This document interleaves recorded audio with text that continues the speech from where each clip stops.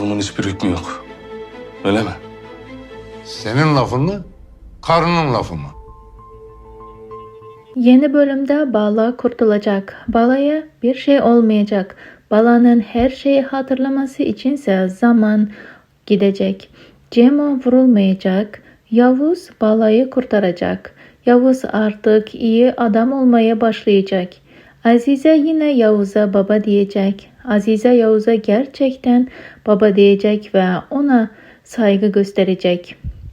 Yavuz yakında ölerek dizimizden ayrılacak. 3 bölüm içinde Hazar'ın Aras olduğunu öğrenecekler. Peki arkadaşlar, sizce dizinin gidişatı nasıl olacak? Fikirlerinizi yorumlar kısmında bizlerle paylaşmayı ve kanalımıza abone olmayı unutmayın. Yeni analizlerde tekrardan sizlerle görüşmek dileğiyle. Hoşça kalın. Allah'a emanet olun.